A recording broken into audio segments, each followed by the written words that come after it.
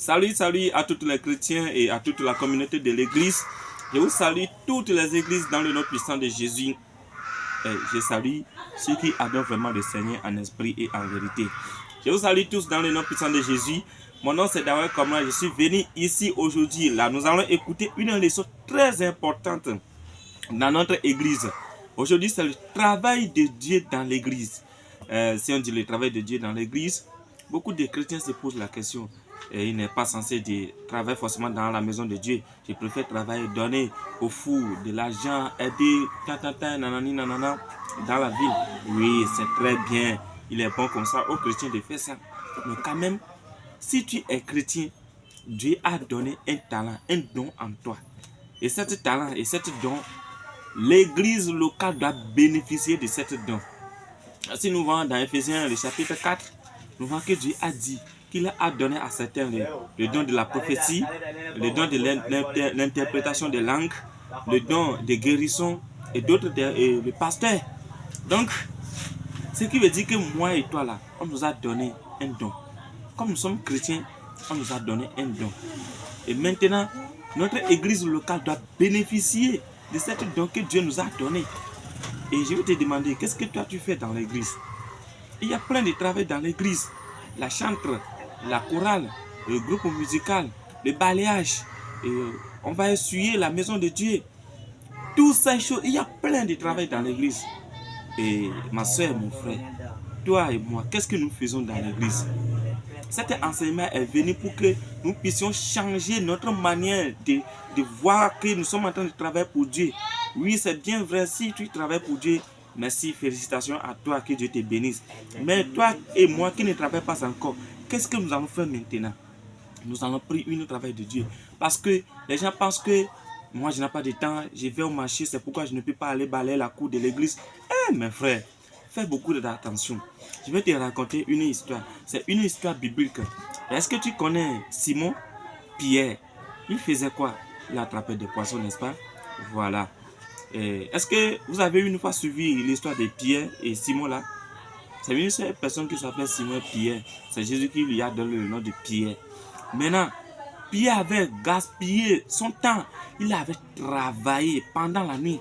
Mais quand même, Pierre n'a rien attrapé. Il est pécheur. Pierre est pécheur. Il avait travaillé durant la nuit. Il est fatigué. Il n'a rien attrapé. Et très tôt le matin, Pierre est en train de laver ses filets pour rentrer à la maison. Et maintenant, le Messie est venu. Le sauveur de l'humanité, celui à qui le ciel et la terre appartiennent, il est venu. Pierre ne savait pas que Jésus était le Messie. Et selon moi et toi, on a travaillé durant la nuit et on n'a rien attrapé. Et un inconnu est venu pour nous dire, mon frère, prête-moi ta barque. Ce n'est pas que lui va m'aider à attraper du poisson. Lui veut utiliser ma barque pour prêcher l'évangile, pour gagner les âmes à Dieu. Mon frère, on est des chrétiens, il ne faut pas te mentir. Si c'est toi là, est-ce que tu vas accepter? Moi j'étais énervé, mes enfants sont à la maison, ils n'ont pas mangé.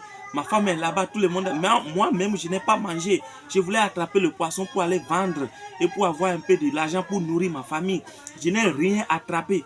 Et toi, tu es venu pour me demander ma barque. Non pas que tu vas m'aider à attraper des poissons, mais pourtant, toi, tu veux utiliser cette barque gratuitement. Tu n'as pas loué gratuitement pour prêcher l'évangile, pour sauver des âmes à Dieu.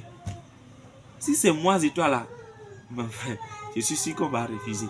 Mais qu'est-ce que Pierre a fait? Pierre a accepté. Il avait resté là-bas pendant la nuit, il n'a rien attrapé. Donc quelques minutes pour le travail de Dieu ne peut pas lui empêcher d'aller à la maison. Mais Pierre a accepté, il a donné la barque à Jésus. Et Jésus a utilisé cette barque. Il a prêché à toute la population.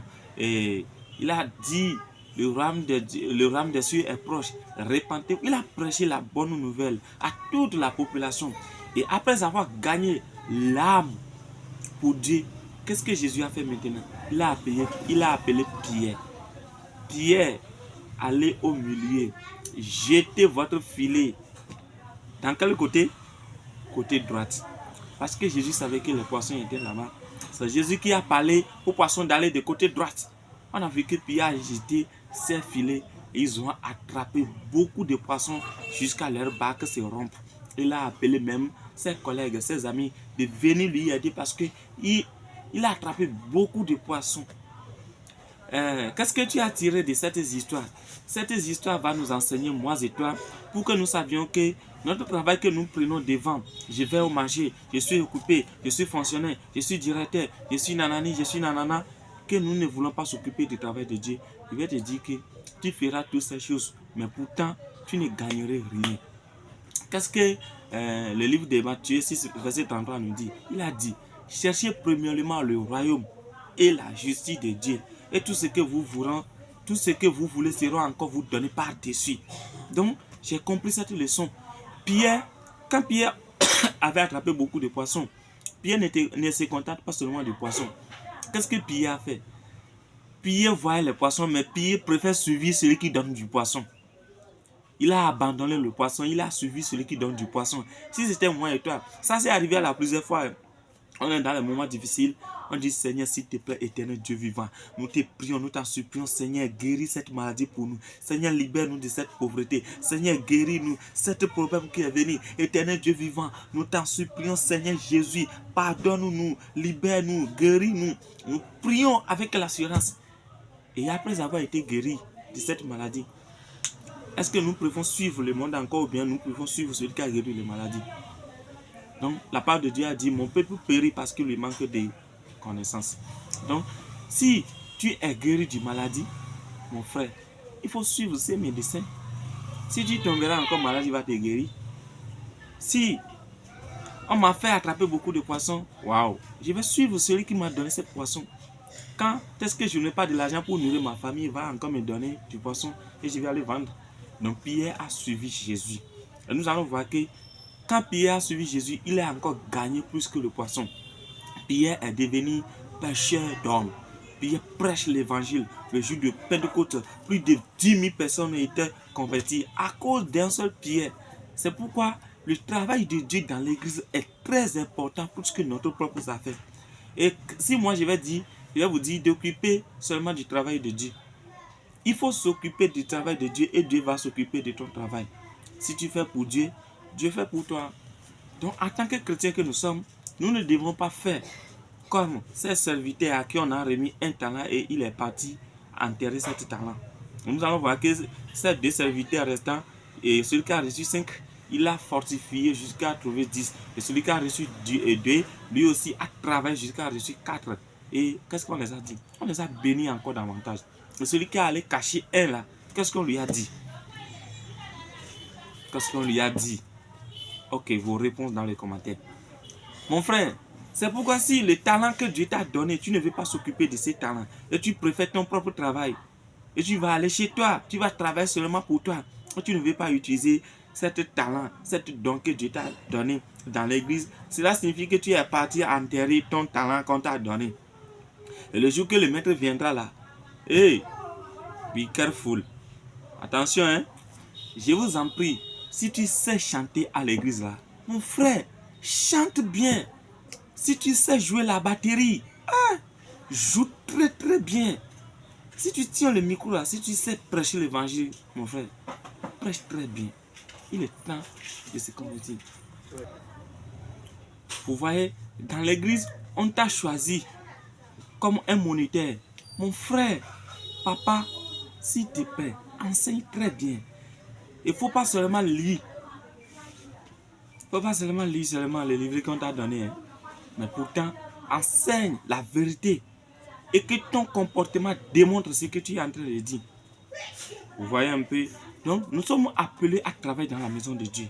Et nous ne devons pas ignorer le travail de Dieu. Et cet talent qu'on nous a donné manifeste sa grandeur dans notre église locale. Que le Seigneur vous aide beaucoup. Et j'ai prié afin que toute personne qui écoute ce message, s'il ignorait le travail de Dieu, papa, maman, mes frères et sœurs, à partir de maintenant à jamais, prenez décision maintenant de s'occuper des affaires de Dieu. Et vous allez voir que Dieu va changer votre histoire. Il va vous donner une couronne glorieuse. C'est lui qui est le Tout-Puissant. Dans le livre de... J'ai un peu oublié, on nous dit souvent que c'est l'Éternel qui enrichit et c'est lui qui appauvrit. C'est lui qui élève et c'est lui qui abaisse. le diable ne peut rien te faire. Si dans la situation que tu es maintenant, rien ne marche pas encore, c'est à cause de ce que tu es en train de faire. Retourne, fais face à Dieu, parle à Dieu, demande-lui de restaurer ta vie, demande-lui de te prendre. Si nous voyons l'histoire de, comment on l'appelle, de Anna. Anna qui n'avait pas d'argent. Mais qu'est-ce que Anna disait? Anna priait, Dieu savait que Anna n'avait pas d'enfant. Mais pourtant, quand Anna a prié, Seigneur, si tu m'as donné un fils, je le mettrai dans ton travail, il travaillera toujours pour toi. Ça dit, Anna voulait que cette fille travaille pour Dieu. Comme cet intérêt c'est pour Dieu, vous allez voir que Dieu lui a donné un enfant. Et cet enfant, aujourd'hui, à travers cette génération, le sauveur de l'humanité est sorti dedans. Celui qui est le Messie. C'est pourquoi Dieu n'accepte jamais l'adoration d'un homme tant que lui n'en est pas le seul bénéficiaire. Très chers amis, je vous en supplie de travailler pour Dieu et de le faire très bien comme on doit faire comme soi-même. Aimez le travail de Dieu comme votre propre vie, comme votre santé, comme votre apparence. Merci beaucoup à tous ceux qui sont. Je te remercie d'avoir suivi du début jusqu'à la fin. Que le Saint-Esprit te localise afin que tu puisses comprendre ce pourquoi nous devons travailler dans la maison de Dieu. C'est ton frère Komla Darwin. Je vous en prie. On se dit à très bientôt. Merci et que le Saint-Esprit nous aide. Amen.